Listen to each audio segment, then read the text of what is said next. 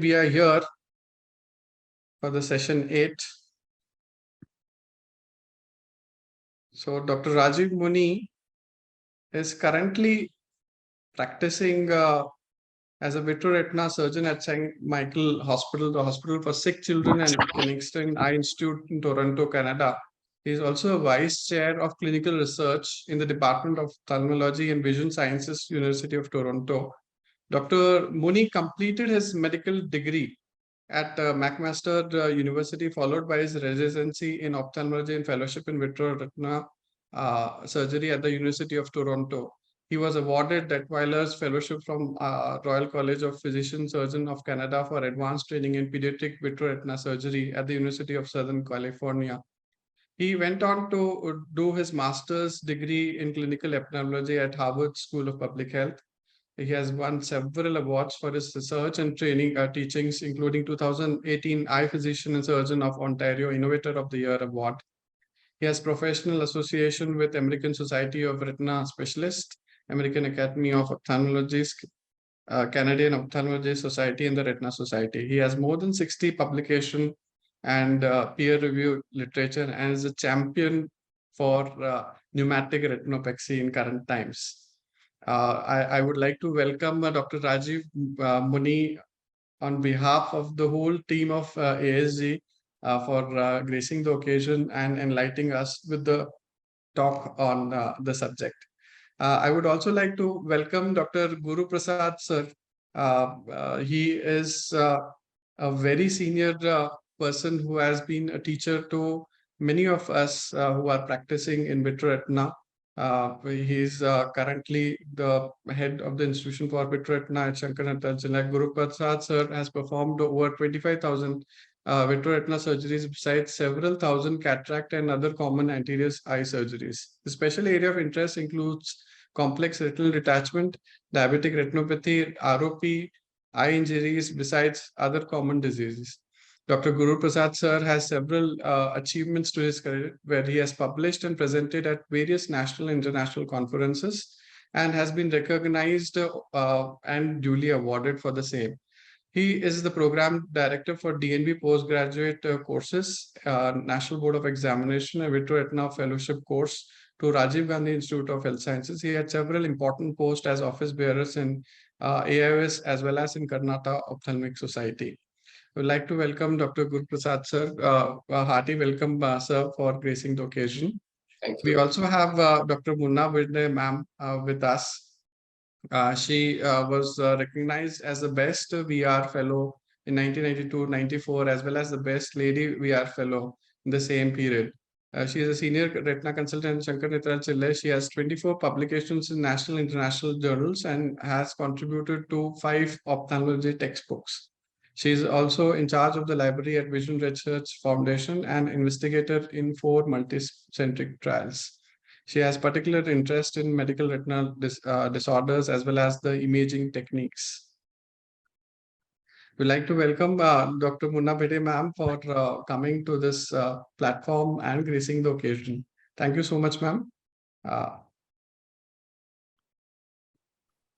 Also with us is a very young and dynamic Dr. Neha Goel ma'am.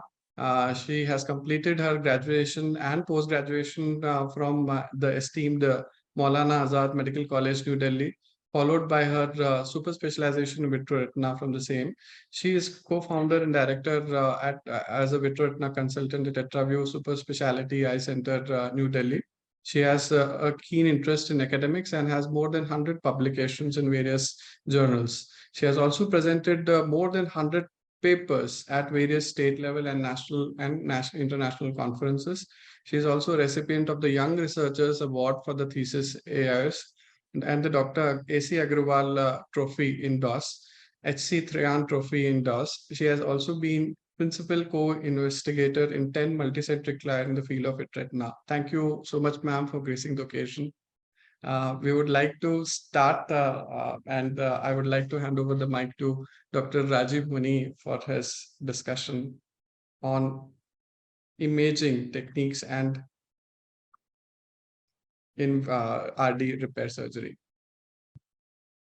Thank you for the kind invitation. It's very humbling to be here with all of you. And I know some of you, Atul and Dr. Guruprasad and Dr. Bhende, who I've collaborated with.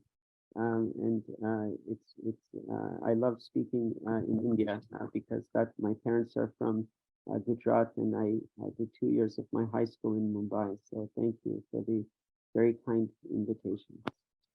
Today I'm going to talk about imaging and integrity in retinal detachment repair. Now we see retinal detachments as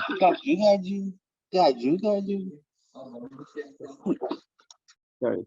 We see retinal detachments in our clinics day in and day out, and we see this common appearance of a superior bullous retinal detachment with multiple retinal tears. And we progress by standing on the shoulders of giants. It was only maybe 50 to 75 years ago that we could barely reattach the retina. We didn't even know how to attach the retina up to 1920 when Gonin changed our treatments. There were so many different treatments being done and with very, very low success rate. So we have to remember where we're coming from, that the emphasis for the last 100 years has really been on getting the highest anatomical reattachment rate, putting the retina back on.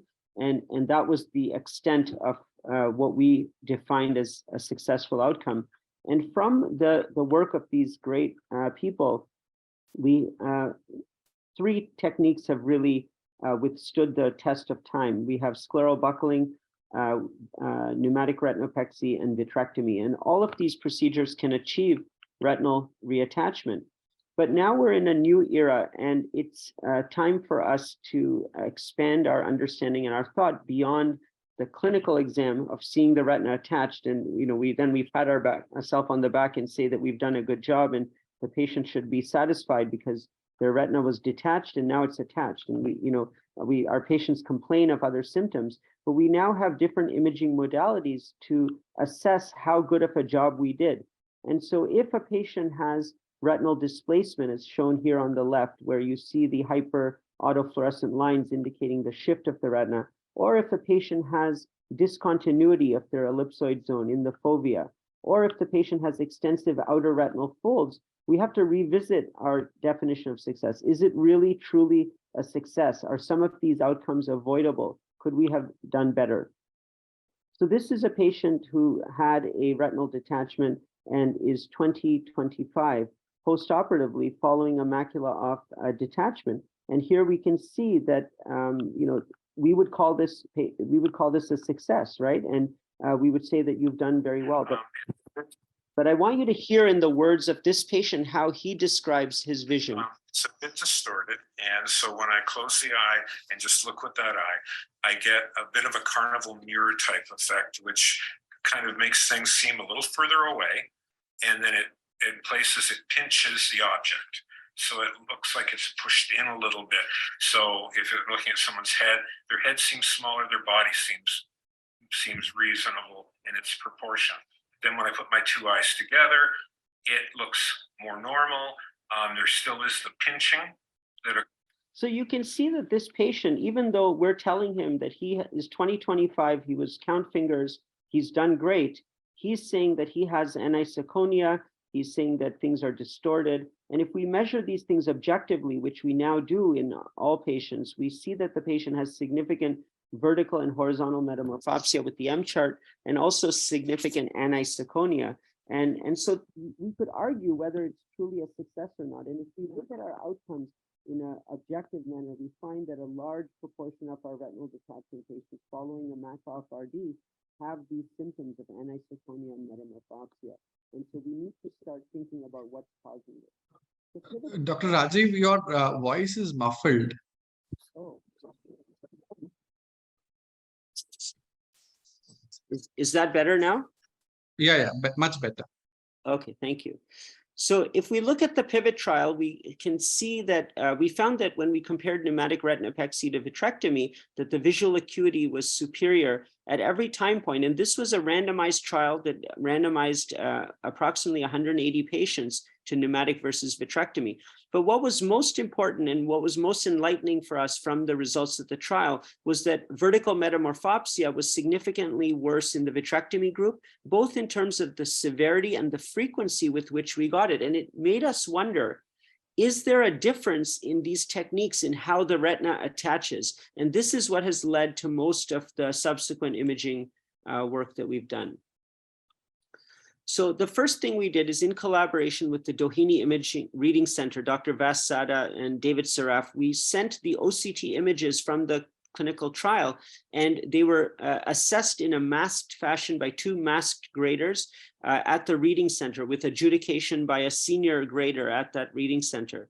And they looked at the OCTs at 1 year in vitrectomy versus pneumatic, and they found that in the vitrectomy group, there was a much higher risk of discontinuity of the ellipsoid zone and the external limiting membrane. And if we looked at the pneumatic group, it was much, much less. Furthermore, if we looked at the pneumatic group and saw which patients had this finding, it was really the patients who had a pneumatic where it failed and then went on to vitrectomy. So in effect, if you just had a pneumatic and it was successful, you didn't have these discontinuities of the photoreceptor bands. But if you did have a vitrectomy, you had a significantly greater risk of this. So why is this happening? Well, we have to just step back and think about how we're attaching the retina. When we do a vitrectomy, we're rapidly reattaching the retina. We're forcefully evacuating the fluid and forcing the retina to be reattached to the RPE. And it's possible that, and we hypothesize that this may lead to abnormalities in how the photoreceptors recover.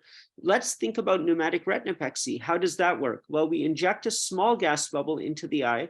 The gas bubble comes in contact with the retinal brake, and then the fovea will reattach, usually in a very natural fashion, similar to how we do with non-drainage scleral buckle. And perhaps this leads to less discontinuity of these outer retinal bands on imaging. In 2010, Shiragami from Japan identified the presence of these hyperautofluorescent lines on fundus autofluorescence imaging. And they found that this corresponded to the path of the retinal vessels, and this represented a displacement of the retina following vitrectomy. If we go back to our patients who you heard from before, we see that this patient did have, in fact, retinal displacement. You see this superior retinal vessel has shifted into the fovea, and you can see that the vessel has, the retina has been displaced from its original position. And in pneumatic retinopexy, this is a single case that shows an example where there's no retinal displacement. The fundus autofluorescence is pristine. Now, why do you get this hyperautofluorescent lines? It's because when the retina is shifted, the retinal vessels have been displaced from their original position. This results in light naive retinal pigment epithelial cells being exposed to light for the first time. We believe that this causes a change in the metabolic activity of the retinal pigment epithelium cells, and that we're seeing fluorophores that are different than what is present in RPE that have been exposed to light all this time. So we carried out 2 studies. This was published in 2020 in JAMA Ophthalmology, which showed that the risk of retinal displacement in vitrectomy was 44.4% versus 7% with pneumatic. Now, this risk with vitrectomy of 44.4% is consistent with the literature. Many studies have been done in Italy and Japan and in the UK that have showed high risk of retinal displacement of about 40 to 50% with vitrectomy. What was new with this was that pneumatic retinopexy has a very low risk of retinal displacement. In other words, the choice of the surgical procedure impacts the risk of retinal displacement postoperatively, and we refer to this as a low integrity retinal attachment. We followed this up with a prospective, non-randomized clinical trial, multi-center across the UK and Canada, and found similar findings in macula off patients, that the risk of retinal displacement was almost 50% compared to 14.7% in pneumatics. And this was higher than the 7% because this study only included macula off patients, whereas the other study had mac on and mac off. But what was interesting about the ALIGN trial was that the risk of anisoconia corresponded to this displacement and to the procedure, having vitrectomy versus pneumatic. And we know that retinal displacement is effectively a stretch of the cone mosaic. And by stretching your cone mosaic, clearly it'll cause some distortion in how you see. And patients often describe things as minified or pinched in. Now let's talk about the mechanism of retinal displacement. I'm going to spend quite a bit of time on this today because it's very important that we understand why this occurs. We know that there's subretinal fluid left behind all the time. No matter how we drain, there's always going to be some residual subretinal fluid. The buoyant force of the large gas bubble is the main culprit. That causes an immediate shift. As soon as the patient raises their head or changes their position, the bubble will push residual fluid away from the fovea, usually inferiorly, and that will cause a flow under the retina. And this movement of water under the thin elastic retina leads to a stretching of the retina and retinal displacement. Here's a cross-sectional view, again, showing that residual fluid that always present, usually posteriorly, even if we use PFCL, and that fluid gets displaced by the bubble and causes a stretch of the retina. And it's not fluid that you see. It's not like if you leave a lot of fluid, then only you'll get it. Even if it looks completely dry, we know with intraoperative OCT that in posterior retinotomy, PFCL, however we drain, there's always a film of fluid that's left behind, and that fluid gets displaced and causes a stretching of the retina. Now, how did we come to determine that this was the etiology of retinal displacement? There was one case that I want to share with you that is very enlightening. So initially, we thought it must be related to movement during the drainage procedure or during air fluid exchange. So in this case, what we decided to do was inject perfluorocarbon liquid. This patient had an infratemporal open retinal break. Here you can see the surgeon's view. We're slowly injecting the PFCL, almost over 2 minutes. And what our theory was that if we inject this perfluorocarbon liquid and attach the retina and leave the perfluorocarbon in for a week, we would avoid the gas tamponade, we would avoid the air fluid exchange, and perhaps we could cure this problem of retinal displacement. So effectively, after we put in the PFCL, we lasered around the tear, and then we took a picture. So this is 1 month following this procedure. And what we did is we left the PFCL in for 1 week, and we actually imaged the eye with the PFCL in. And if you see it once the PFCL came out and we could get a good quality image, we see that this patient had the worst displacement that I've ever experienced in my life. And this was a mistake that we made because we were trying to solve a problem. In fact, we made it worse. And then it clicked what the cause of this displacement is. If you look at the vessels, you see that the vertical vessels have been shifted temporally and the horizontal vessels have been shifted inferiorly. In fact, the retina has been shifted in the exact direction of the fluid outflow during the procedure. And that clicked that it's the forced movement of fluid under the thin elastic retina that causes this displacement of the retina. And it doesn't matter, for the first thing you have to do is force the fluid to go somewhere. And the second thing you have to do is hold the retina in position. So you may ask, well, why doesn't it happen with air fluid exchange? Why isn't that the cause? Well, because when we do air fluid exchange, after that procedure, there's other things that happen. So we may displace the retina if we're draining, let's say, from a superior retinal break. But then when we put the gas bubble in and the patient changes position, that fluid again gets displaced. So it really depends on what the last thing was before the retina got fixed in position. In this case, it was fixed in position by the PFCL. So let's review this case. So in this patient, they had actually had a pneumatic, so the superior break was closed. So there wasn't fluid going out superiorly, it was going only infratemporally. And that fluid being pushed out caused a stretching of the retina and caused it to be stretched in that infratemporal direction. Now, I want to discuss a very important concept that often gets confused. Slippage and displacement are similar, but are different in their location. So we all know about slippage. When slippage occurs, when we often have large retinal tears, and for example, a giant retinal tear, let's say, we inject perfluorocarbon liquid, we try to go beyond the break, we'll then laser the retinal break, and then we do a very, very slow air fluid exchange in order to try to get all the anterior fluid out before we remove the perfluorocarbon liquid. But we all know that sometimes we can't get all the fluid out. Sometimes there's residual anterior fluid. And as we drain this fluid, there's a redundancy in the retina that occurs. The retina slips. Now, if you have a large tear like a GRT, it'll cause slippage. The retina will move posteriorly. Let's say that you have a large tear, but it's not a GRT, and the retina doesn't slip. You can still get this redundancy posteriorly, and that's how we get macular folds, right? And so this is a process, again, related to the forced movement of fluid, because the fluid is moving anteriorly to posteriorly. And when it's moving anteriorly to posteriorly, it's causing a redundancy posteriorly. And if you don't have a giant retinal tear, what will happen anteriorly? If you have redundancy of the retina posterior, that tissue has to come from somewhere, and it's going to cause a stretch anteriorly. Now think about retinal displacement as the opposite procedure. And so again, here, this is just showing the PFCL, it's being injected. And as the fluid is being pushed anteriorly, some residual fluid is left, and then that fluid is being migrates posteriorly again if we weren't able to successfully remove all the fluid, and this is what can lead to a macular fold. Now, if we think about displacement, think about it as the opposite scenario. Here in displacement, you're not moving fluid from the anterior periphery to the macula, but you're moving fluid from the macula to the inferior periphery. So in effect, your redundancy, instead of being in the fovea, will be in the periphery.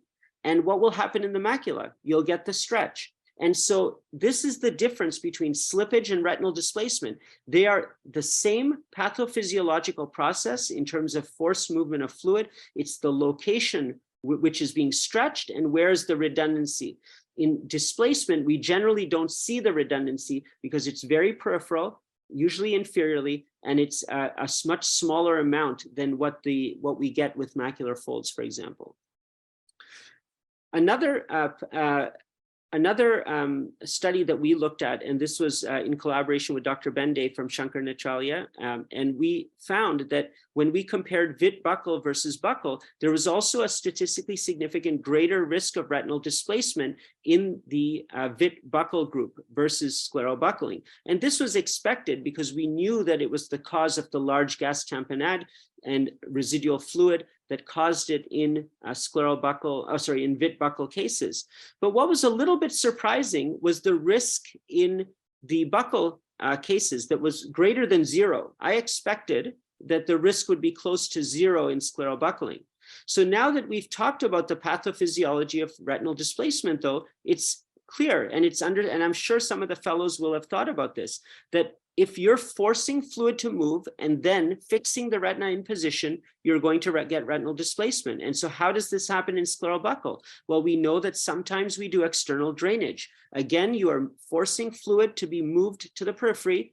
And then when does the drainage stop? It stops when the retina opposes the buccal. So now you fix the retina in that stretched position. And so we found that the risk of displacement was more likely to occur in patients who had drainage procedures.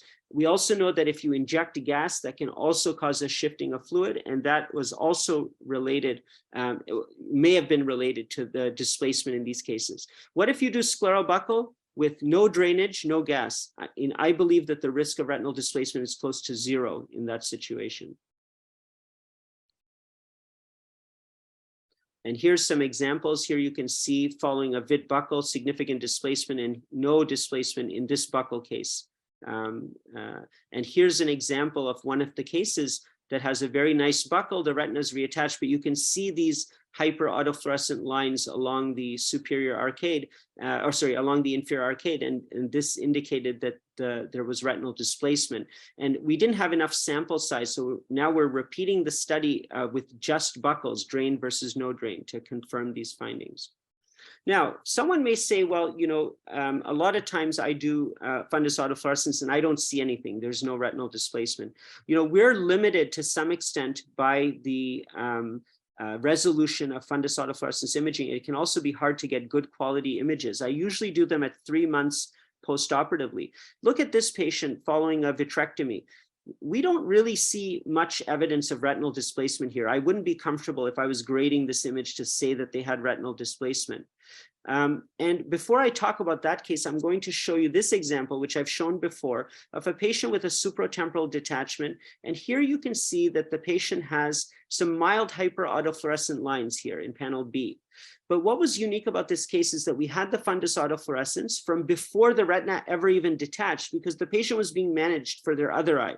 So we had the normal FAF, then the patient got a detachment, then we fixed the detachment with a vitrectomy, and then we overlapped the images. And here you can see that this patient has significant displacement of the entire temporal retina. That if you look at just the FAF, you're going to underestimate the extent of displacement. But when you look at the overlay, look at the nasal vessels and the optic nerve, it's perfectly aligned, which indicates that we've aligned the images properly. But if you look at the entire retina that was previously detached, the whole thing has been shifted by maybe about 300 microns, 400 microns. So clearly, we know that even when it's a subtle finding on FAF, it's probably much worse on the fundus autofluorescence imaging.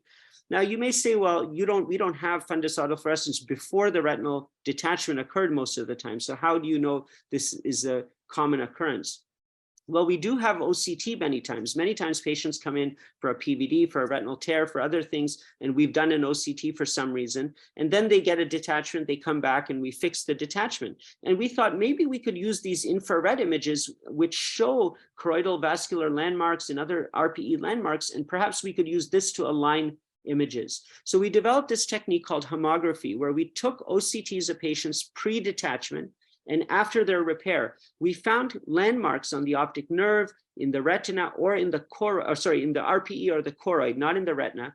And by using those corresponding points that we know that didn't shift, we know the optic nerve didn't move, we know that certain RPE lesions didn't move, we were able to create this overlay of the two images. And so let's look at this case following a vitrectomy for retinal detachment. Again, perhaps some subtle displacement inferiorly here, but very mild hyperautofluorescence. I wouldn't be confident, okay, that this patient had displacement. But let's look at the homography. So here we used RPE and choroidal vascular landmarks to overlay these images. And when we overlay the images and we turn the vessels red in one case and green for the other case, we see that there's significant retinal displacement despite the absence or the relative absence on fundus autofluorescence imaging.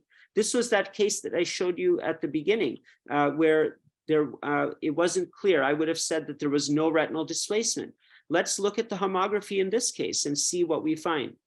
And again, we take the pre as red and the post as green so that we can see the displacement. You see that the green is below, and so that the retina has been shifted inferiorly. And what's amazing about this technique is that we can see the movement of all the vessels, even the small ones that we wouldn't ever see in retinal with fundus autofluorescence imaging. Here's some other examples, very subtle changes here, not confident to call it displacement, but the homography nicely shows that. Another example here on the FAF here, you don't see much, it's a hard view, but the homography nicely shows the area of displacement inferiorly. Look, up top, it's pretty well aligned, likely because this was an inferior max splitting RD if we look at this. So what did we learn from homography? We learned that this hypothesis that retinal vessel printing represents retinal displacement. It in fact does, that fundus autofluorescence may not reveal the full extent of displacement, that 100% of our vitrectomy cases have this displacement with homography, and that modifications to surgical techniques should be considered to minimize the risk of retinal displacement. So how do we minimize this? We've talked about pneumatic versus vitrectomy. What about within vitrectomy? How can we minimize displacement? Well, we understand the pathophysiology now, so we can talk about this. First of all, vitreous substitute matters. What is the force being applied to displace that fluid? Head positioning matters because how you position the head will depend on how that residual fluid flows. And does intraoperative tools like perfluorocarbon help us? Well, there's a lot of data on this. We know that with buccal, with non-drainage, the risk is very low. We know that if you do a vitrectomy with gas, the risk is very high. And so buckling is one technique that does not have a lot of displacement, probably very similar to the pneumatic risk. And if you don't drain, it's even better. We know that with silicone oil, you do not get retinal displacement. Now, I don't advocate primary silicone oil for retinal detachments without PVR or other risk factors, but the risk with silicone oil is much less. And why is that? It's because silicone oil has a specific gravity that's very close to water. And so what happens, whereas with air versus water, it's much different. And so the buoyant force by air is much, much greater than that applied by silicone oil. In effect, silicone oil is not really forcing anything. It's not pushing fluid because of that reduced buoyant force. And so that's why you don't get it as much with silicone oil. Head positioning matters. If you just have the patient sit up right after surgery, in that 10 seconds, what's going to happen? The bubble will rise, the fluid will be shifted to the bottom, and you have displacement. So what you can do is you can log roll to face down, or we're even experimenting with face up positioning. And we think that that may reduce the risk of retinal displacement. But even if you do that, even if you have immediate log roll to face down, the risk was still about 35% with gas. And so this helps, but it doesn't completely cure the problem. Okay, I'm just doing a time check here. So I told that I'll go for 45 minutes and then we'll discuss. So I'll talk for another 15 minutes about other imaging biomarkers in retinal detachment repair. So we also found that the use of en-face OCT was very, very helpful for our understanding of photoreceptor recovery following retinal detachment repair. Here you can see the ellipsoid zone slab of the en-face OCT, and you can see this area of hyporeflectivity at 3 months postoperatively, and you can see that this represents an area of hyporeflectivity in the ellipsoid zone. Now, if we follow this patient in the PIVOT trial, we followed patients now almost up to 10 years. We see that over a 7-year period, this hyporeflectivity of the ellipsoid zone gradually improves. This is different than what our classic teaching was, is that the photoreceptors recover in maybe 1 year. We now know that this recovery occurs over a much longer period of time, up to 7-8 years even. And so that is something that's very important to inform patients about, especially when they're complaining about some of the impact that they have. And we can reassure them that there is some improvement over time. And that as this improves, the visual acuity also improves. ETDRS visual acuity also gets better. We also found that the time it took for this hyporeflectivity to resolve was related to the time, how long their fovea was detached. So the longer it was detached, the denser this area of hyporeflectivity is, and the longer it takes for it to recover. So timing does matter.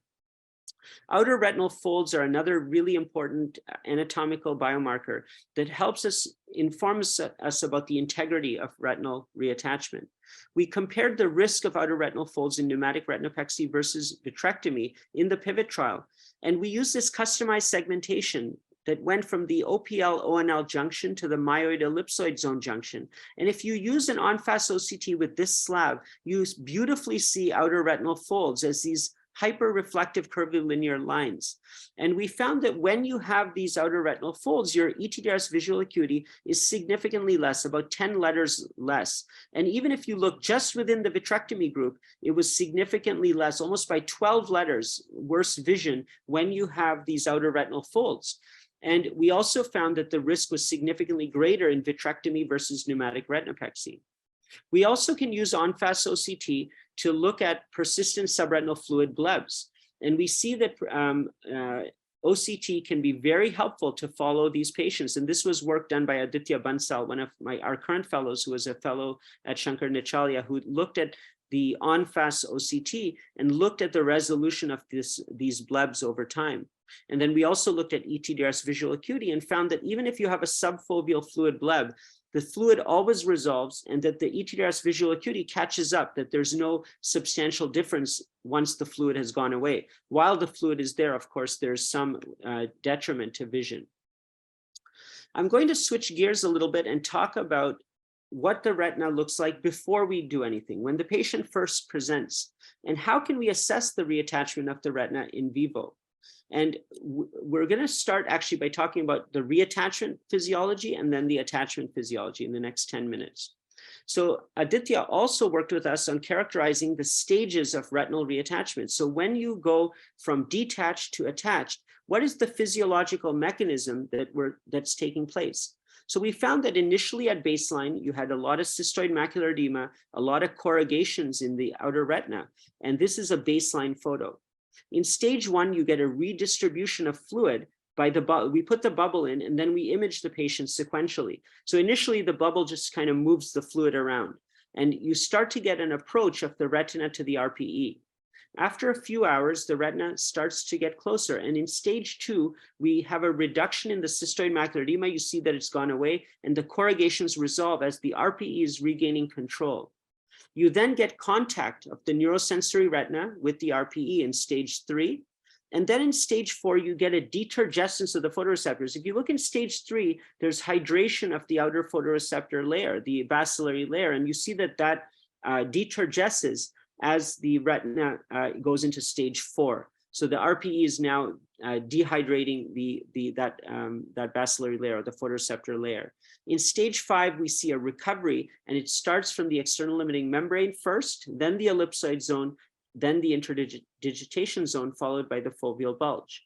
So let's look at an animation video here, which shows this process. So first you get a redistribution of fluid, then you lose the cystoid macular edema and the corrugations start to get better. Then you have contact of the retina with the RPE. Then you get a deturgescence of the photoreceptors, followed by a recovery of the integrity of the external limiting membrane, then the ellipsoid zone, and then the interdigitation zone. So this is the characterization of the process of retinal reattachment. Now, when you have abnormalities in this process, you can get outer retinal folds and residual subretinal fluid blebs. So let's look at some real life cases. This is a patient showing the stages. So we have baseline, we have the redistribution of fluid and approach of the retina to the RPE. Here we see now a stage 2, the CME and the corrugations got better, followed by contact and deturgescence. And now you'll see a recovery. It starts with the external limiting membrane, then the ellipsoid zone, and then the interdigitation zone. So this was a case of a pneumatic where everything went well and it reattached, it went through the normal process. Look at this case though, where this corrugation has led to an outer retinal fold. And then you can slowly see that outer retinal fold gradually resolving over time. So in the event that stage 2, where corrugations go away and where cystoid macular edema goes away, if you attach the retina very quickly, which we do in vitrectomy, that corrugated retina is going to lead to the outer retinal folds. And that is why the risk is greater in vitrectomy versus pneumatic. Let's look at this example of a pneumatic retinopexy, where you can see the corrugations, lots of corrugations, but because the retina is being opposed in a slow, physiologic, natural manner, those corrugations resolve prior to reattachment. Again, in vitrectomy, think about the corrugations. Within 10 seconds, your retina is attached. And then you put a large gas bubble and you tell the patient to go face down, it's going to cause those corrugations to form outer retinal folds. And we know that that's related to worse visual acuity. Let's look at this example here. Now, here I'm showing subretinal fluid blebs. When you close that break, you can get residual subretinal fluid. And this is a beautiful video Aditya made that shows the en face OCT and the residual subretinal fluid. Here you can see that as time elapses, that subretinal fluid, it reminds me of puddles drying up in the sun, but it always goes away, that fluid, and it gradually resolves. And en face OCT is a very, very useful tool to look for both the outer retinal folds and also residual subretinal fluid blebs. We have this historical focus on reattachment rates, and we want to now think more about functional outcomes and realize that anatomic reattachment alone does not equal success. We need to restore the integrity of the retina, macrostructural and microstructural integrity, to optimize our functional outcomes. So how can we improve vitrectomy for retinal detachment repair? We've talked a lot about pneumatic and non-drainage buckle. Is there anything we can do with our vitrectomy techniques? So I'm going to show you one video that I've narrated. This is a 69-year-old pseudophakic female who presented with a macula off superior rhegmatogenous retinal detachment with a retinal break at 12 o'clock. The patient underwent a 23-gauge pars plana vitrectomy with a core vitrectomy, followed by peripheral vitreous shave with 360-degree scleral indentation. Here you can see a 12 o'clock break with scleral indentation. With careful depressed examination inferiorly, we found a retinal break in attached retina, which was treated with endolaser retinopexy. Endodiathermy was then applied to the superior retinal break to assist with subsequent visualization. In this specific case, no air fluid exchange was performed. All cannulas were then removed, and the wounds were closed with 7/0 vicryl suture. How can we minimize retinal displacement, which is so common after vitrectomy surgery? One approach is to allow the RPE pump to reabsorb the fluid. We performed an anterior chamber paracentesis to remove as much aqueous as we could from the anterior chamber. We then injected 0.6 cc's of pure sulfur hexafluoride gas. Immediately after surgery, the retina was mostly reattached with the face down positioning for 6 hours, followed by steamrolling to the head elevated position. On day 1 postoperatively, the patient underwent laser retinopexy to the superior brake, and at 4 days postoperatively, there was no retinal displacement. At 1 month, the retina was attached with a high integrity retinal reattachment and no retinal displacement. Thank you. So this is an example where we took our understanding of what causes displacement and we said, okay, well, sometimes some people are not going to be comfortable doing pneumatics. Some people will want to do a vitrectomy no matter what for various reasons. Maybe there's a vitreous hemorrhage and you can't see anything. And you go in and you find a single superior break. Well, we know that forcefully attaching the retina and using large gas tamponades causes problems. And maybe you don't need to do that in every case. If you have a single break, you can leave the fluid. We know the RPE pump works. So just focus on closing the brake, and you can use a small gas bubble to achieve this.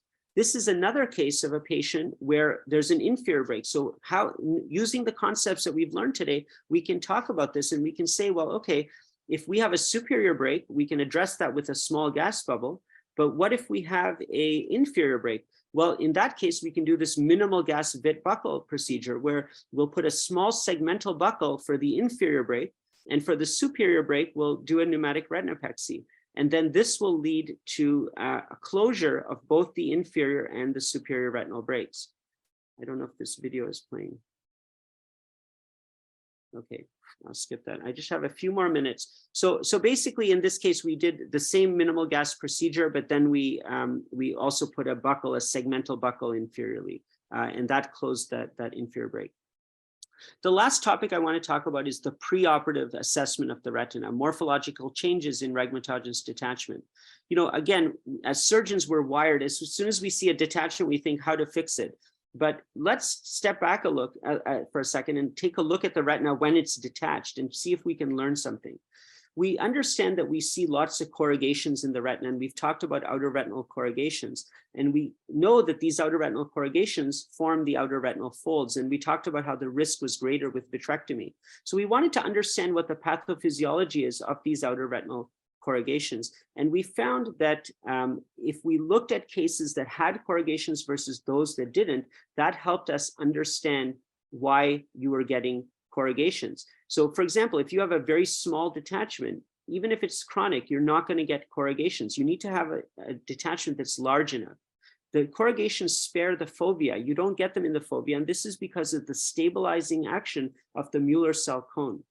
You also don't get detachments with very shallow subclinical detachments. Only these acute extensive detachments will cause corrugations. Exudative detachments generally do not cause corrugations.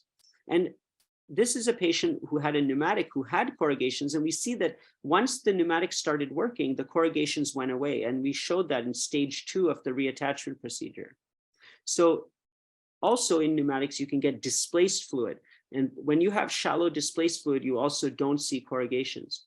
With our engineering colleagues, we looked at why these corrugations were occurring, and we found that you had to have an extensive detachment that was with exposure of the subretinal space to liquefied vitreous. And when you have this loss of pump control for at least a certain period of time, there's a change in the elasticity of the outer retina, and this led to outer retinal corrugations. So if we look at the pathophysiology in this video, it'll show us what's happening. So here you get subretinal fluid entering the subretinal space, okay, from liquefied vitreous. This is a very hypoosmolar fluid, and it leads to this hydration of the outer retina. When you have hydration of the retina, it stretches just like a sponge. It's going to stretch, and this will induce compressive forces. And after a certain number of days, think of a piece of bread in water, there's a structural change that occurs in the retina, and this leads to a corrugation of the outer retina. And what's the clinical relevance? Well, we talked about how if you don't allow these corrugations to resolve slowly and naturally over time, that these corrugations are what leads to the outer retinal folds. And I think I'm going to stop there. Atul, this is why I've asked for 3 sessions, because there's so much. So we didn't get into, macular hole pathology and the stages of attachment, but I think in the interest of discussion, I think you can continue, Dr. Rajeev, for next 5-7 minutes. I feel you will be able to complete. Okay, thank you. So we'll talk about how urgent are fovea of detachments. Well, if we go back to the original studies by Mackamer, we see that patients, even from 1 day old, initially there's a very preserved anatomy. So here you see at 1 day, you can see the outer segments, the retinal pigment epithelium, the inner segments look pretty intact. But after 3 days, if you look, you're starting to see cystoid spaces. You're seeing irregularly arranged photoreceptors, and it's hard to distinguish them. And at 1 week, we started to see these corrugations and really a structural change in the outer retina. And there's many factors that influence our timing, availability of the OR. We have to get clearance, transportation, insurance, scheduling patients, non-compliance. And we looked recently at a large iris data set in the US, and we found that when we repaired retinal detachments within 3 days, the outcomes were much better than even 4 days. And if you look at it day by day, this is the postoperative visual acuity, you see that the big change is not in the first 3 days, it's at day 4. From when they presented. Okay, so when patients present, you want to get to this quickly. But the problem is most patients don't remember when their fovea came off. So how do you make a decision based on just presentation? Because some patients may present right away, some may present a month after. So you can't really do that. And so what we wanted to do is look at OCT and see if we can find some OCT features that will help us with the prediction of how long the detachment's been there and what the status is of the retina at baseline. And Isabella Mello, one of our research fellows, very beautifully using the Silverstone Optos, was able to image the peripheral retina from the break to the optic nerve. Now, of course, we can't keep the retina detached and image them every day because that would be unethical. So what we did was we assumed that the fluid starts in the periphery close to the break, and it migrates in a certain manner towards the posterior pole. And so we took detachments where it would be easy to know the direction of the fluid flow. And so what we assessed then was the outer retina in various regions as we moved from the peripheral break to the posterior edge. And here you can see these stages, and we're going to go through them.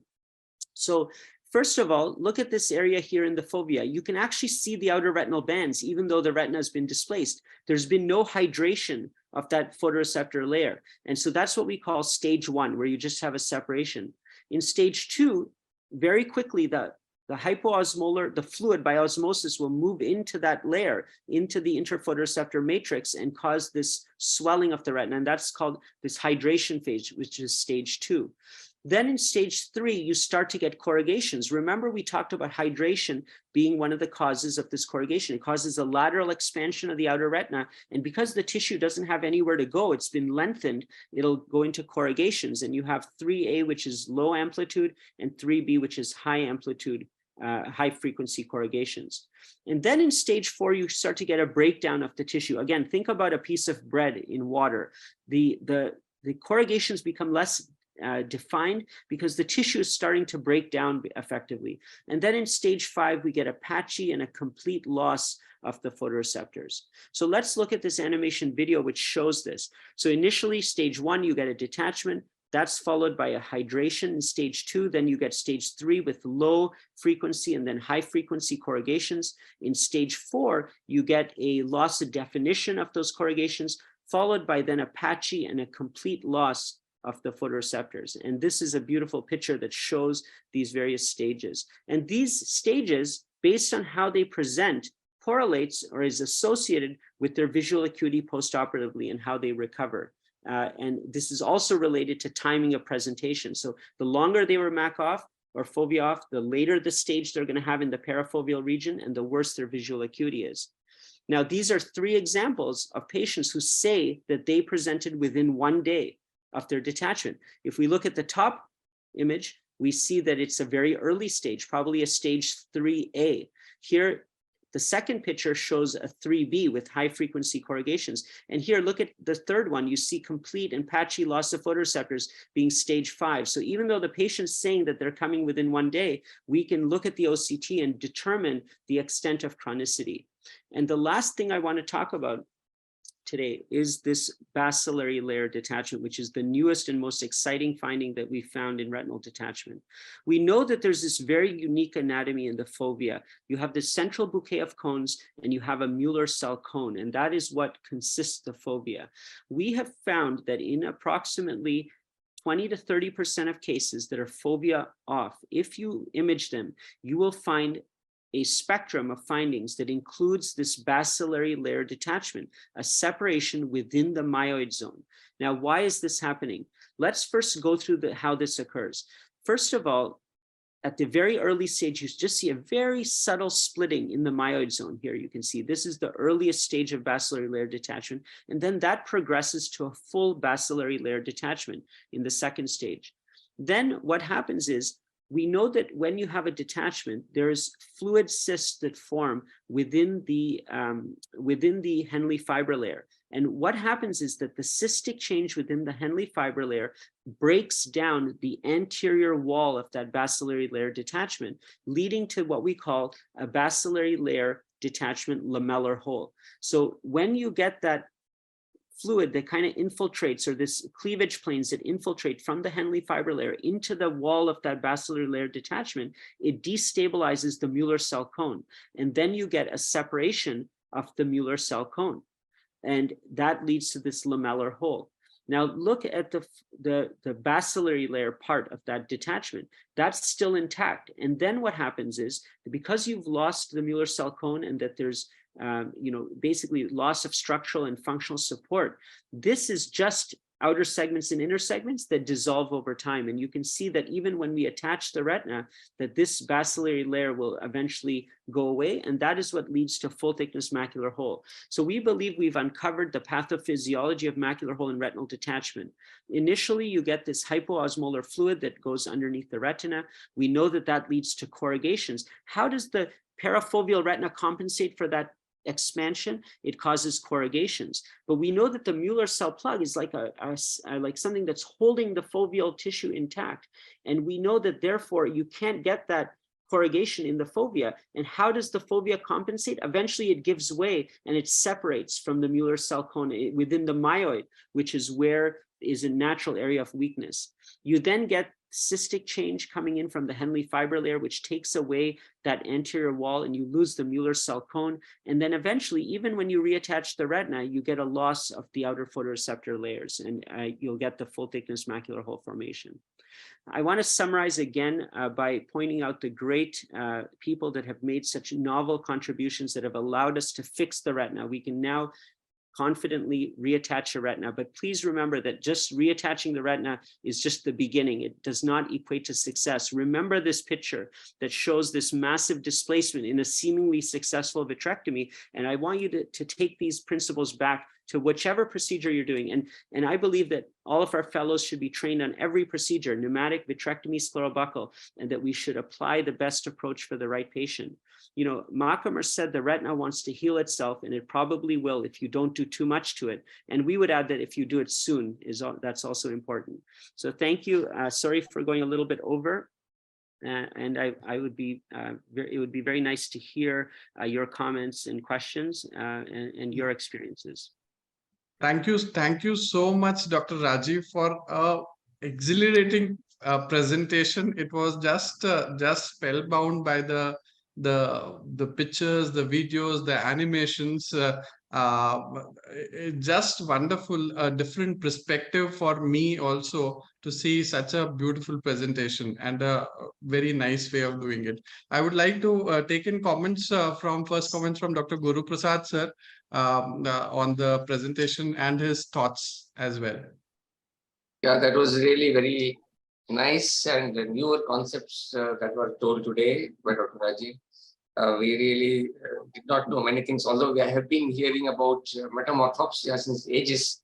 What exactly causes metamorphopsia and what is the mechanism of metamorphopsia in patients undergoing surgery for retinal detachment is something that we got clarity about today from Dr. Rajeev Muni. Thank you very much, Dr. Rajeev. You told us very novel things about OCT for the duration of retinal detachment, meaning how we can grade the OCT picture and come to a conclusion about the duration of retinal detachment. That's really very informative. But whether it is really possible to get a high resolution OCT when the retina is elevated so much is the question. Because once the retina is detached more than say about 1 or 2 millimeters, it is difficult to get a picture and characterize the different layers and get to know about the different layers and what is happening to the layers is something that is not possible even with our Heidelberg HRA2 machine that we have. Which machine is the one that you're using, and how do you capture these images? Yeah, so first thing I'll tell you is that if you ask your technician to do an OCT, you're never going to get a good image.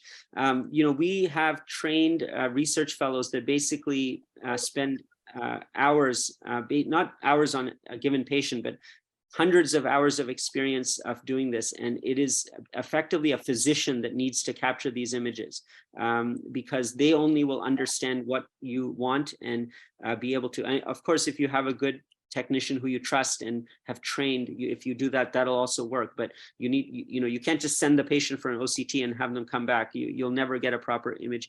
Now, if we just use our regular Cirrus OCT, like a Zeiss Cirrus OCT, I would say about a third of the cases, the technician will capture something. But when these images that I've shown you are with the Plex Elite Zeiss swap source OCT, and that has changed, completely changed. It's shown us amazing resolution, and we've been able to see things for the first time. And that, together with the skill of the physicians who are taking these images, is what probably allows us to get an image in most cases. I would say 60–70% of cases. Now, some of them are just so bullous that you cannot get a proper image right away. But remember, we do pneumatic retinopexy, and some of those bullous detachments will resolve very quickly. In fact, we found that the fovea can attach within 3 to 4 hours with positioning. And so we're able to longitudinally see them, even if we're not able to get an image right away at the beginning. Now, that's more of a research thing, because who wants to keep the patient there for 5 hours and image them? That takes, so within research protocols, we can do that. But, I think that use a swept source OCT. The Plex Elite is great. I'm sure the Heidelberg will be good too, but I don't think it has the same the same length of the scans that we can get. Actually, no, I think you can get the same. I don't have the Heidelberg, so but this is with the Plex Elite. I know that we can get great images, and it just requires time and patience, and you can acquire the image most of the time. But the reason, you make a very good point that in the past, even though OCT changed every field, in retinal surgery, we didn't really think about it much. We didn't really focus on getting these images preoperatively and using that to make decisions and to look at outcomes afterwards. But it was only because we've started to now really focus on that and make an effort to get these images that we've learned so much. And the bacillary layer detachment, the macular hole, is a great example of something that's very common, but was relatively unknown because we weren't able to get these images in the majority of cases, in most practices. So it's something that has told us a lot about the pathophysiology of all of these problems. Yeah, I would like to get comments from Dr. Munna Bhende, ma'am. Your first thought on the presentation and the topic, ma'am. It's a wonderful topic, Rajeev, and yes, we were glad we could be part of the study. It gave us some insights, and in fact, we started doing a similar thing pre-COVID as a thesis topic for one of my optometrists for whom I had done scleral buckle in both eyes. And she had 6/6 vision but was unhappy. So I said, you do your thesis on that as to why you're unhappy. And unfortunately, lockdown came, so the sample size reduced to 6. But like he said, though technically everyone was happy, in the NEI questionnaire, there is something called general vision. And that was where everybody was unhappy. So I think looking at these things is a very good idea. It teaches us to be patient. When you see subretinal fluid blebs, you don't go in and inject a gas bubble or reoperate and try to reposition the retina, you wait. And one thing I found when you showed the last slide, the last set of slides on generation of the macular hole, that sometimes comes a point, we use the swept source or the plexili, either the top cone or the plexili, and you can sometimes see that Muller's cone separation, but the cone is still there. Yes. And when the cone is still there, you don't need to go in and do a vitrectomy because you think it's a macular hole. Even a buckle will help. It flattens out. So that is something that I have seen happen. But really enjoyed your talk very much, Rajeev. Thank you. Yeah, I would just comment that, so, you know, we do, because we do a lot of pneumatics, so we have those bacillary layer detachments, and where the Mueller cell cone is still there, where it hasn't progressed to the lamellar hole. And if you do a pneumatic and position the patient, you'll see that it beautifully resolves right away. So, and I suspect you're getting the same thing in your buccal cases.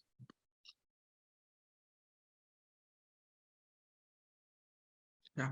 Dr. Neha Goel, ma'am, your thoughts on the whole presentation? Thank you, Dr. Rajeev. That was enlightening, to say the least, and very well presented. I'm sure all of us have really enjoyed it, and it's a lot of food for thought. Also, I seem to be the bridge between you and the fellows or the younger surgeons who are part of our world and this group. So what I would like to say to everybody is that the point about the vascular displacement, about Lida, that you've mentioned, should be one of the factors that we think upon when we are deciding which procedure to choose for a particular patient, which, we, at least I currently do not, and I don't think most of us do. Like we when we decide whether it's going to be buccal with or without drainage, pneumatic, or a with buccal or whatever, this should be one of the factors that we take into account. That is one thing. The other thing which I was just thinking is that most of the surgeons, a lot of the surgeons, especially the younger surgeons, may always prefer vitrectomy for whatever reasons, and we can't ignore that. So I would be very interested to know everybody's views on how we can minimize this displacement and the subsequent problems during vitrectomy. Simple steps like some of which you did mention, but because we can't avoid it, so how we can minimize it. Another thing I wanted to ask was like vis-a-vis, as you said, quickly attaching the retina versus leaving behind some amount of subretinal fluid. Yes, you did show that the ultimate visual acuity was the same, even when some fluid was left behind in scleral buckling. But if some functional tests, like say maybe multifocal ERG would have been done, would that have shown a difference between the immediate drying of the retina versus leaving SRF, even if it is for a day or a week or a month, as you showed? I think that I'll answer the third question first. So it's not just the vision. What we've also found is that the integrity of the photoreceptor layer is preserved when you have these residual shallow subretinal fluid blebs. And so even though you have fluid, even though you have fluid there under the retina, we're not seeing a loss of the photoreceptor layer. We're not seeing the structural changes that we normally see when you have fluid for a long period of time in certain conditions.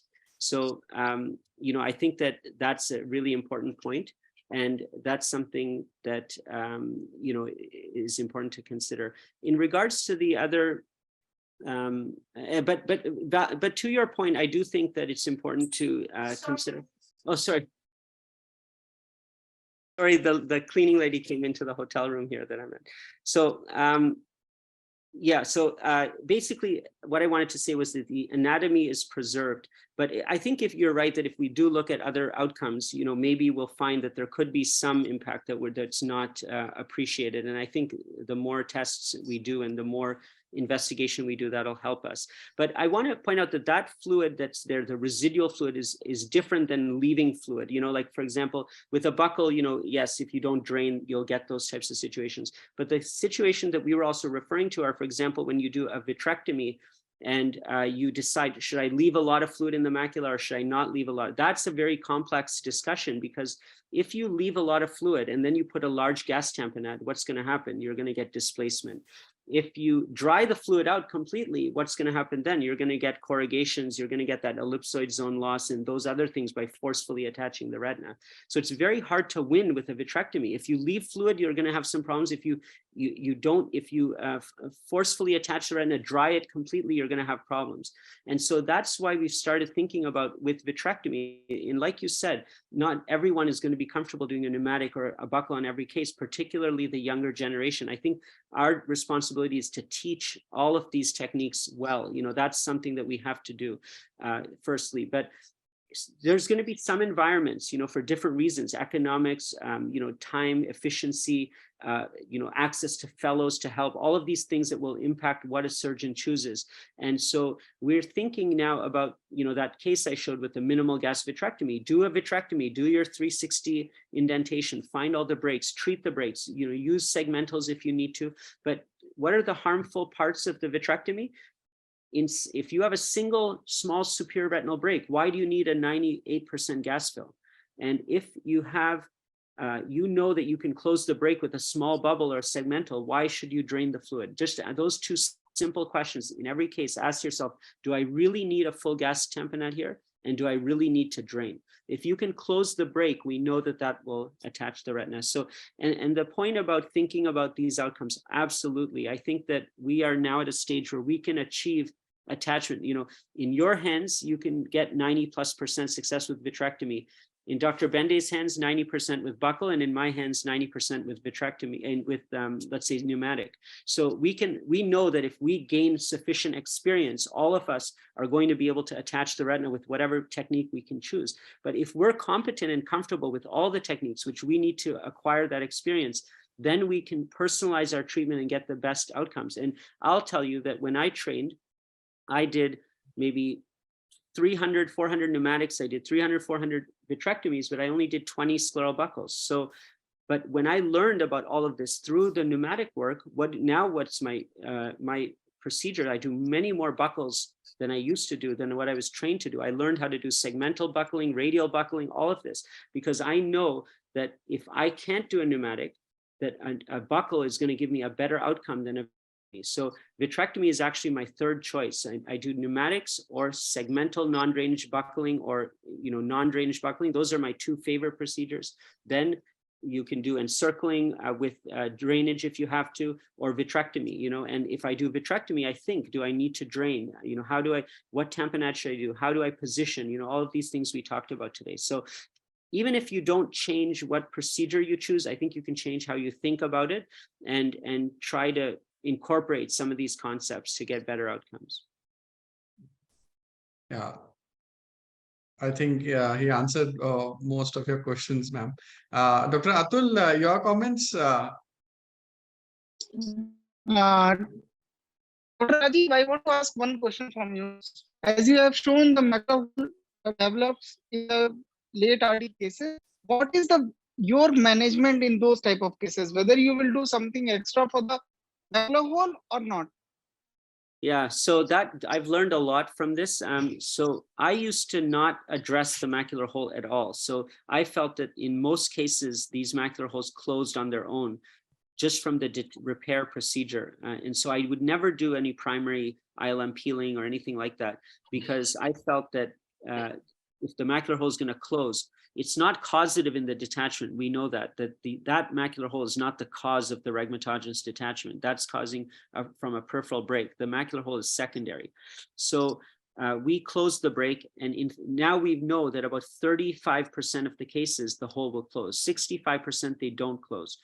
Now, when they close, unfortunately, if you have that valid lamellar hole where you've lost the Mueller cell cone, you're destined to get a full thickness macular hole, and then you're going to have to do a second vitrectomy.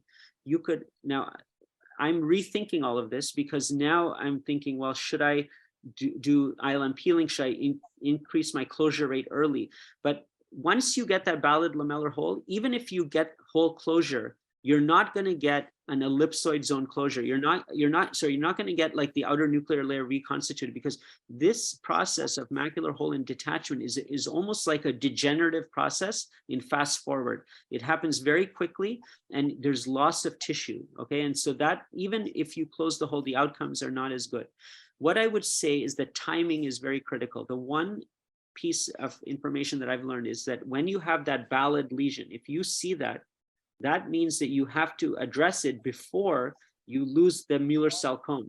And so in pneumatic retinopexy, or if you can access the OR immediately, you can basically collapse that valid cavity. And so we have a case where we did a pneumatic and we imaged the patient every hour, and you can see over 2 to 3 hours it went away. If you wait, let's say you see them on Monday and you book them in your operating room on Friday, it may be too late, because you will have, if you lose the Mueller cell cone, the outcome is much different in terms of that. So I think when you see it, the timing is of essence. If you see the bacillary layer with the Mueller cell cone intact, I think once you have that lamellar hole with the residual bridge, you're destined to then have a full thickness macular hole. And so now I'm starting to think, when is the best time to repair it? I'm not sure it makes a huge difference, but that's something that we're still thinking about. That means you will not go for the ILM peeling in the primary surgery. No, traditionally I did not do that. Yeah, but I'm rethinking it now, to be honest. But I did not believe in doing that, because I felt that the majority of the time it closed. And now when we've actually looked at the numbers, it's only 30% of the time that it closes. So now I have to think about it. The thing is, I do mostly pneumatics anyway, so it doesn't really matter for me that much, because I'm not going into the operating room. I'm just fixing them with a gas bubble. So their fovea is attached right away within 2 to 3 hours if you do face down positioning. And then if it fails, that small proportion of cases that failed, that also had a macular hole, I usually did not do ILM peeling, because I felt that just removal of the vitreous and gas bubble and face down would close the hole most of the time. So, but like I said, this is all very new, and I have to rethink it now. If I have a macular hole and I'm doing a vitrectomy, is there an argument to fixing it right then and there? I think there might be, yeah. So maybe I will start peeling the island. Right. So Dr. Rajeev, there are a few questions in chat box. Dr. Atul, you want to ask something more? Yeah. I just want to ask the opinion of other panelists. In a case, if usually we are getting the patient who are having the detachment from 6 months, 1 year, 2 year, 3 years, like that. So if the patient is coming with the RD and peripheral hole plus macular hole also, what is the opinion of our panelists about that case? Whether they will go for the primary repair of the macular hole at the time of surgery, or they will wait and they will do the after 3 months or 4 months. Dr. Guruprasad sir? Yeah, I think first of all, we have to confirm the presence of macular hole, because very many times OCT is not possible in these high detachments, number one. Secondly, what looks like a macular hole may not really be a macular hole. It might just be a thinning, and we might confuse this thinning for a macular hole. That is one thing. So once you are sure that it is a macular hole along with a peripheral hole, I will probably treat these patients with buccal or vitrectomy, buckle mainly in a phakic eye. And when I do buckling, I will not worry much about the macular hole, because anyway it's going to settle down and the macular hole may not reopen and cause a redetachment. But if it does, on a second sitting, I will probably do a vitrectomy to attend to the macular hole, and not during the primary surgery. Dr. Munna Bhende, ma'am? Dr. Neha, ma'am? Yeah. If I'm in doubt, I will do an OCT. To rule out, is it a cyst or a hole? If it is a cyst, obviously I'll go ahead with a buckle. But definitely, Atul has said patients up to 6 months. So if you're going to do a vitrectomy anyway, then you will deal with the macular. But if it's a question of am I going to do a buckle or going inside. Sometimes a younger patient doesn't have a PVD. You just treat the peripheral break and the retina will flatten. So that's not a problem. But if I'm going in for a vitrectomy, then I'll deal with the macular hole at the same Right. Dr. Neha ma'am, your thoughts? Yeah, I agree with what ma'am said. The macular hole is not the decision for deciding whether to buckle or to do the vitrectomy. But if I do choose to do a vitrectomy for whatever reason, then I prefer to tackle it in the, in the first stage when I'm going in to peel the ILM. That being said, I also have a, I think, lower threshold for peeling the ILM in Reg RD. Just, that's opening a can of worms right now, but then I would definitely do it with the primary vitrectomy if I choose to do a vitrectomy and not a buckle. Dr. Neha, tomorrow I have to do one case. That's why I was asking. So you have So, the best opinions now. You can sleep well. So I would like to take question from chat box. So the first question is, how was the OCT section obtained at such an early stage of attachment with gas bubble? Ma'am has already answered, but I would like to take opinion of Dr. Rajeev Muni. And how does he get those kind of beautiful pictures in? And second is, when the gas is expanding, do you really feel there is a problem imaging the retina? Yeah, so pneumatic retinopexy is a model that we're using, because we all know when you have a buckle, there's all this edema, the conjunctiva, there's hemorrhage everywhere. You can't get proper images even from our studies with Dr. Bhende. It's hard to get good quality FAF images and even OCT in the postoperative period. But remember, pneumatic retinopexy is essentially an intravitreal injection. So we're not disturbing the ocular surface. We are not disturbing the lens. The gas bubble is typically 0.6 cc, so it's out of the visual axis and can be imaged. So we're able to image patients 1 hour after the procedure, and so, or even 10 minutes later. So this has created a huge opportunity for us to study how the retina attaches and other anatomic abnormalities we're seeing, because we can. It provides the perfect model where you're not disturbing the eye and where you haven't obstructed the visual axis. So that, together with skilled people doing the testing and a good swab source device. So one more adjoining question is whether intraoperative OCT can be of use in, say, vitrectomies to look for displacements and alignment.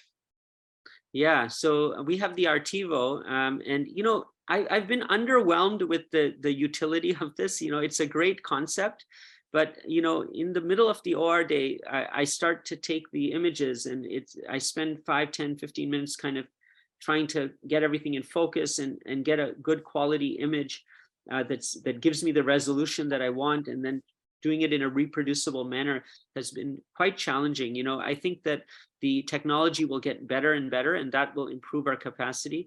We have lots of interesting thoughts about looking at the retina in different scenarios, at the beginning of surgery and then at various stages of surgery. But I believe that the technology to reproducibly get this information is very limited. What we have found with intraoperative OCT is that, and Justice Ellers at Cleveland Clinic published a study on this that looked at residual fluid. Even if you do a posterior retinotomy, there's still fluid. Even if you use PFCL and do a slow air fluid exchange, no matter what you do, there's always going to be residual fluid. So we've learned about that. And that residual fluid is the problem. That's what causes the displacement. So no matter how you drain, you're still going to get retinal displacement. And that was very enlightening to see that, because I would have thought that if you did a posterior retinotomy, that you would have been able to get rid of the majority of the fluid there. But there's always a thin film that's left behind.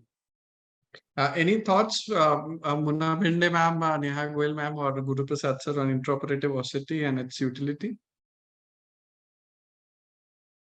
No experience at all.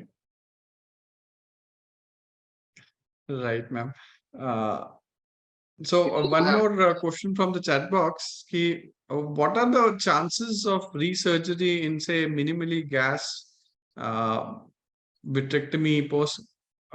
What are the chances that it may re-detach? Yeah, there's been a few Is it studies. little higher than normal, or you feel Probably, it is yeah, almost equal? Yeah, no, I think it would be higher with a full gas fill, because if you're putting in a full gas fill, you have a greater chance of tamponading, unseen breaks, getting a longer tamponade. My impression is that if you look at pneumatic retinopexy for pivot criteria, which is, a single break within 1 clock hour, any pathology in attached retina, success of pneumatic is about 81% in that group. With vitrectomy, it was 93%.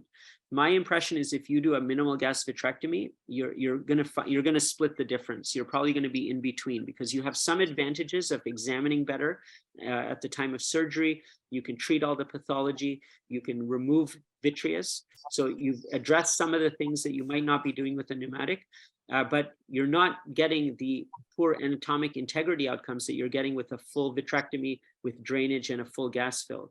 So I think that it'll go down from 93 to let's say 86%. And Alistair Laidlaw in the UK did a study where he did a similar procedure like that. And it was around that percent, 86%. We have a prospective study that we want to do, but it's hard for me to do it because I don't do a lot of vitrectomies. So I need collaborators who do primary vitrectomy on routine cases, because in our setting, we do pneumatics. Munna ma'am, any thoughts on minimally gas vitrectomy? Yeah, I would like to ask Rajeev a question. What is the purpose of minimal gas? Because Yes. you're putting a gas bubble. Is it to absorb faster, or what? No. So the purpose is because we've found that the cause of the displacement is the large gas bubble. So when we did all of this research, what it came down to was that the 98% fill that we're doing with C3F8 or SF6 at the end of the vitrectomy, that is the culprit that's causing the stretching of the retina because of the buoyant force of that bubble and the fact that there's fluid under the retina. And as that fluid gets shifted by the bubble, it stretches the retina. So the reason we thought of this procedure, minimal gas vitrectomy and minimal gas vit buckle, is to eliminate that cause of retinal displacement. And so in effect, what we're doing is a normal vitrectomy. We're removing the vitreous with scleral depression. We're marking the break or we're cryoing the break. But then we stop there because we said, okay, we know that the large gas bubble is the problem.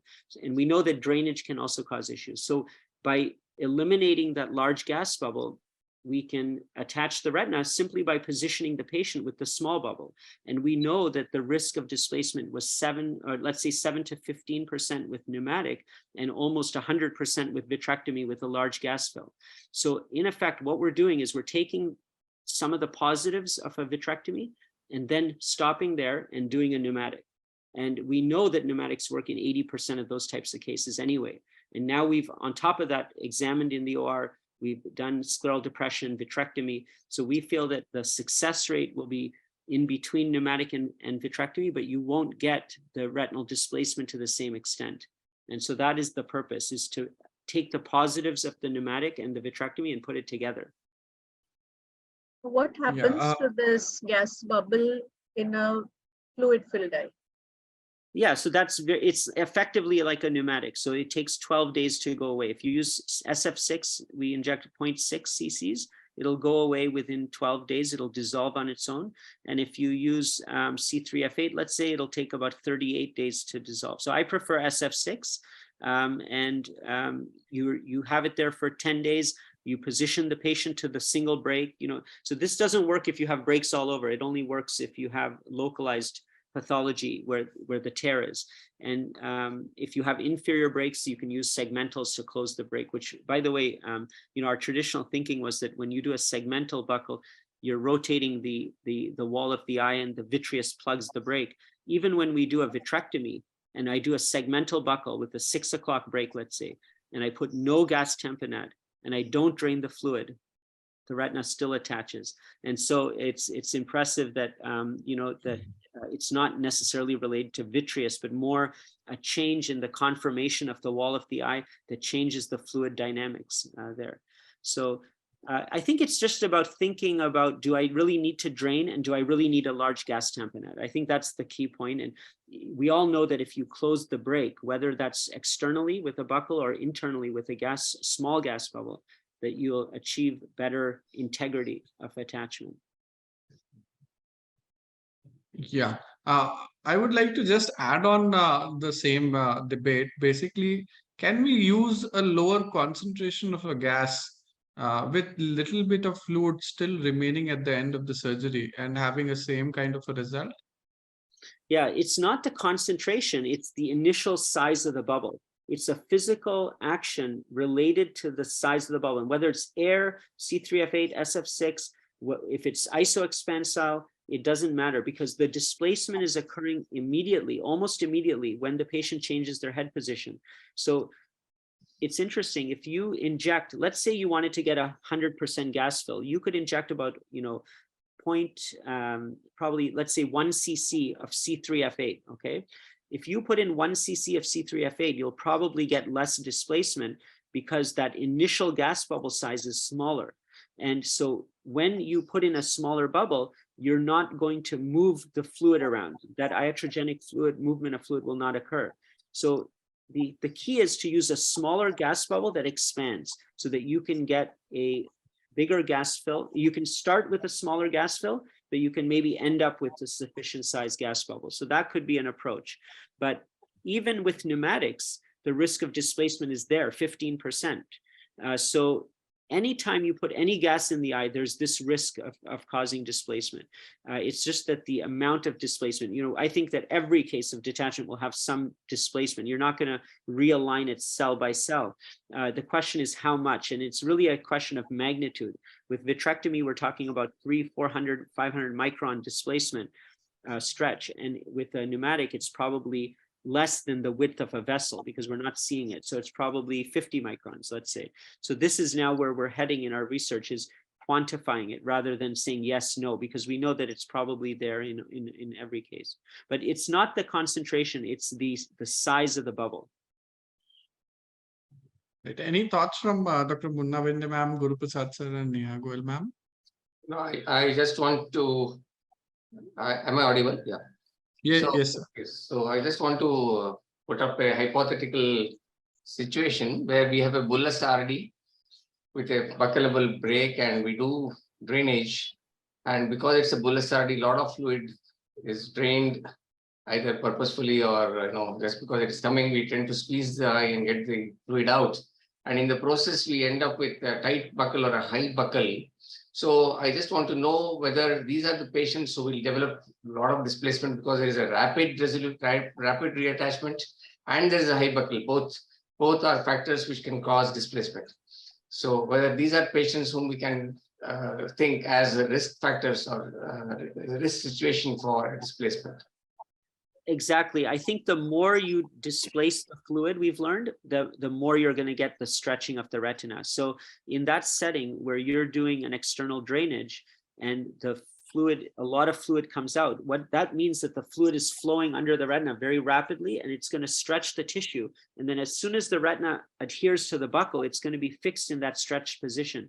So you do get retinal displacement. And with Dr. Bhende's group, we found this, that in the patients who have drainage, they had more displacement and likely with a larger sample size, they would have more symptoms as well. So now sometimes we can't avoid drainage. We have to do it in some cases. But I think what the learning point is that don't drain if you don't need to, goes back to the link-off days, right? And so this was a patient with a bullous RD. And okay, there is a lot of thought going into binocular bandaging of patients with bullous RD to reduce the fluid. Dr. Michael Stewart himself is a proponent of that technique. So what do you think about that, to reduce the fluid and avoid drainage? Yeah, I'm trying to think from the concepts what I'm familiar with. I would probably think about, if it's a superior break, most bullous detachments are from superior breaks. If it's a single break, I would think about putting a gas bubble in. I would probably put in the buckle and then maybe consider adding a gas bubble to tamponade the break. And then that would allow the fluid to reabsorb and maybe rest on the buckle. Now, if you have multiple breaks, like inferior breaks and superior breaks, and it's bullous, I think then you would, it would be more complicated. I think I don't do bilateral patching. But you're certainly making me think about it. I mean, I have to think, how would I avoid drainage? Effectively, if we can not drain, that's great. But what about when we have to drain? Is there some way that we can do that without, and I'm thinking you could use a gas bubble to steamroll the fluid out somehow. But yeah, that's an interesting question. Can I say something in that? Yes. Generally, when I have a patient with a bullous RD and a superior break, I tell the patient to get admitted the previous day and lie flat rather than doing the daycare where they come in the morning, because then they go around everywhere and by the time they come to the ward, the fluid is increased. You tell them to lie flat. And to avoid this high buccal effect, what we need to do is drain little by little. Drain a little. I inject fluid, I don't inject gas. I inject fluid to build up the pressure. Then I go back to my drainage side, let a little out more. Takes a little more time, but then you don't get that very high buccal effect, and the drainage is also a little gradual.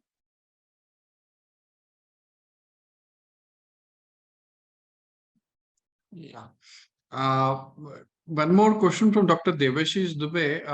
Can I make a comment, Dr. Yeah, please, Neha, Dr. Neha, please. It's just that what Guruprasad sir said got me thinking, Dr. Rajeev, do you have a way of quantifying and directly correlating the amount of retinal displacement with the patient's symptoms, anisoconia or metamorphopsia? Because as he said, there might be several factors contributing to this, to their symptoms, and not just the retinal displacement. And I mean, is there a whatever logarithmic relation or extent of correlation between, because we can exactly measure the amount of displacement and their symptoms in an objective manner? Yes. So, we're in as a VR community, we're very early in these studies. So, basically the first two studies that we looked at, we did that exact thing. So we published in AJO a method of quantifying the magnitude of displacement. We broke it down into vertical component, horizontal component, the angle of displacement.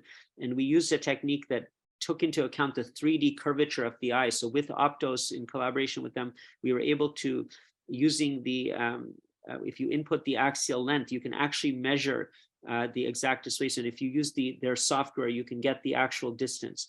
So then we correlated that to metamorphopsia and vision and anisoconia, and we found that it was correlated to, and the R values were almost like 0.75, highly significant with distortion and visual acuity.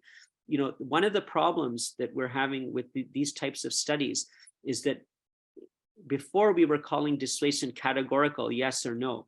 And what we've learned now is that even those cases where it's a no, many of them have some extent of displacement. It's just not detectable with the fundus autofluorescence. So the fundus autofluorescence has a sensitivity of about 45%. That's what we learned from our homography comparison. So when you look at the absolute displaced versus not displaced, and you look at the association with these functional outcomes, the data is all over, because what's being graded as positive might be, or negative might be positive. And that'll vary with how well they did the grading, how high quality the images are, and so forth. So I think you make a very valid point that we're moving away from yes, no, but really quantifying it and then finding the association with functional outcomes. And so we've done that in our study, but we need more data with larger sample size to really understand that. What I would say is the randomized trial would also add a lot of value, because when you do a randomized trial, you're balancing out all the other factors. So in Pivot trial, patients had similar age, similar sex, similar duration of macula off. They had the same general overall characteristics of their detachment, number of breaks, and extent of detachment. So by doing a randomized trial, that would also answer the question, because then you could try to narrow down between displaced and non-displaced cases, I think. Between the procedures. But again, if you're comparing different techniques, there could be differences there. So. Yeah, Dr. Rajeev, just a thought over here by Dr. Devashish, that whether draining the SRF from the drainage retinotomy, which is closer to the posterior pole, reduces the degree of displacement. Just to add on to that thing, whether removing fluid from the retinotomy very slowly, can it help in a better reattachment and lesser displacement? Yeah, so I think the first question regarding the drainage site, surprisingly, that was our original thought, is that draining caused displacement. But then we said, okay, well, why is the displacement always inferior? No matter where, even if you drain from a superior single break, the displacement's inferior. If you drain from an inferior break, the displacement's inferior. Temporal, nasal, same thing. So we realized it had nothing to do with where we drained.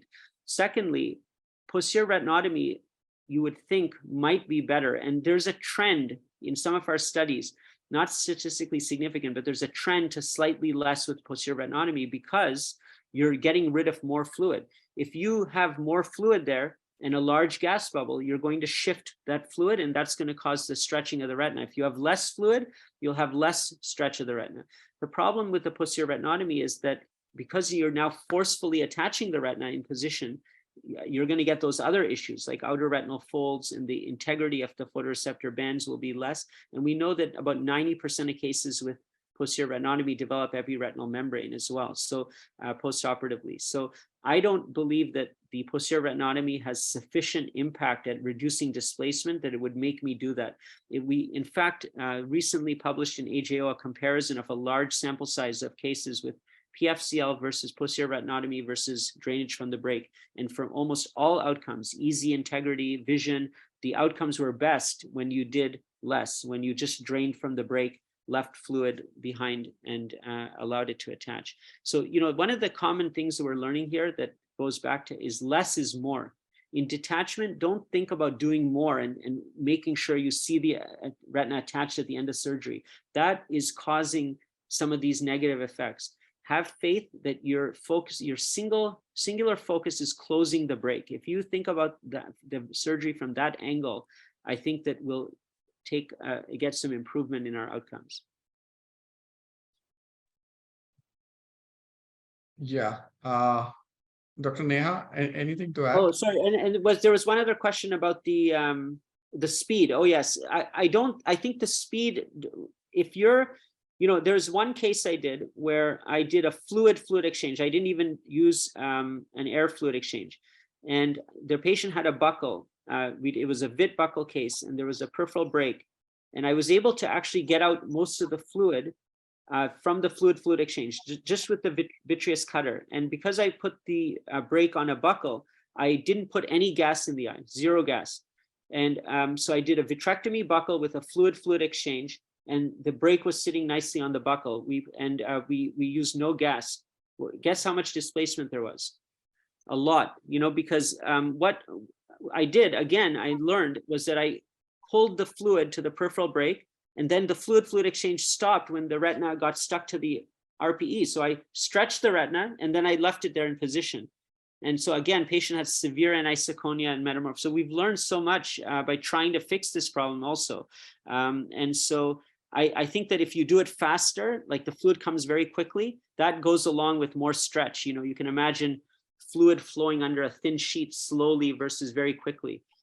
So yeah, do we have the patience to do it very slowly with a passive backflush needle for 10-15 minutes? Then maybe that'll change something. But remember, in vitrectomy, it's not from the drainage, it's from the large bubble that's pushing the fluid at the end. So I don't think the speed will change anything during vitrectomy. And also, remember that with that PFCL case where we injected the PFCL over the macula, over 2 minutes, very slow expression of fluid, you still got massive stretch of the retina. So, yeah, interestingly, you also showed that the oil tamponade was a little better than a gas tamponade in such cases to reduce the displacement.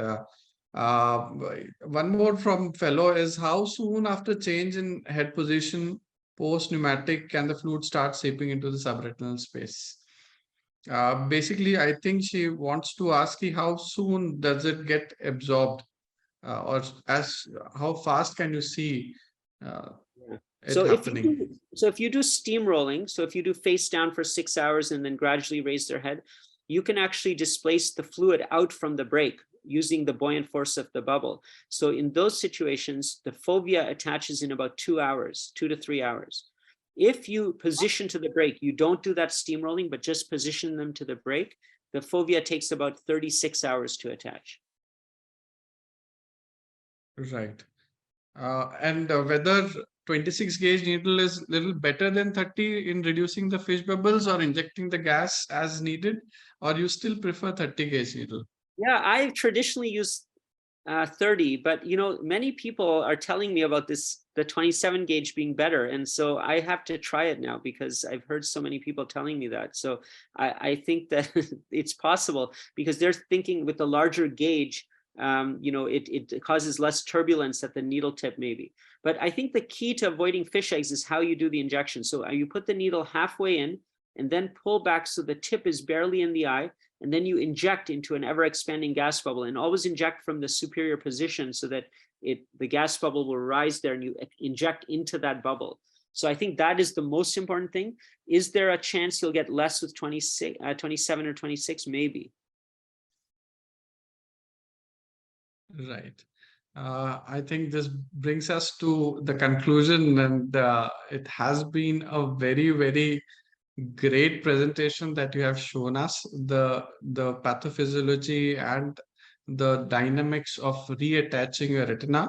It opens up new avenues to look at research now from attaching the retina to functional attachment and better outcomes in such patients. I would like to ask any more panelists to have a comment on closing comments. Dr. Guruprasad sir.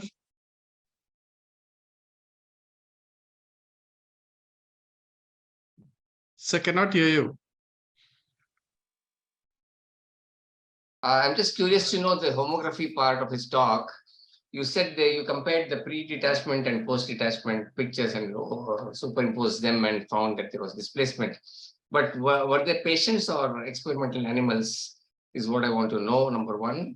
If they were real patients, human patients, then were they on the verge of developing a detachment on whom you did this homography pre-detachment?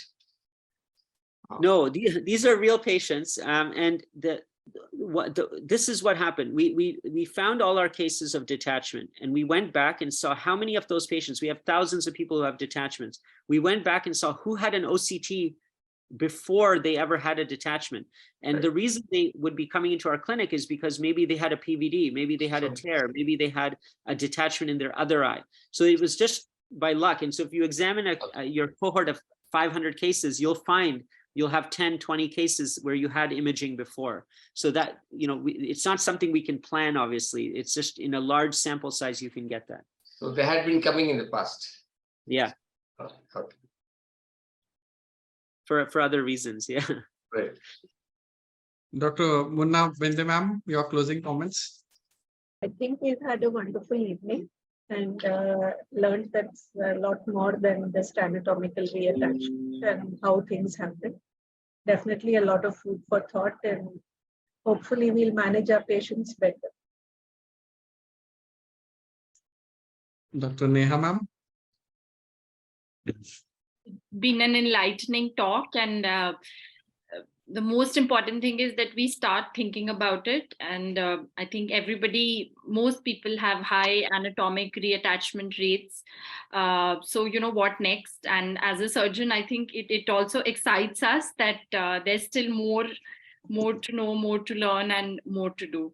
So thank you so much for such a great talk, and thank you, Guruprasad sir and Munna ma'am, and all the fellows who asked questions for this wonderful discussion, Dr. Goel and Dr. Ganesh for doing this. It was very enjoyable. On behalf of ASG, I would like to thank everyone for participating in this wonderful initiative, which was initiated by Dr. Atul. I would also like to thank the academic cell of ASG, Dr. Kaushik Tripathi and Dr. Mayank Sharma sir for arranging this presentations. and hope to see you again very closely. We will be having Dr. Shanmugam sir on 28th of this month for his talk. Thank you. Thank you. Thank you you, very much. everyone. Have a Nice evening. Good evening. good night. Thank you. Thank you. Good night, everyone. Thank you. Thank you. Bye. Great day, everyone. Great day. Thank you very much, Rajeev. Thank you, Rajeev. Thank you, Atul. Thank you very much, ma'am. Thank you, sir. Thank you, Neha, for coming.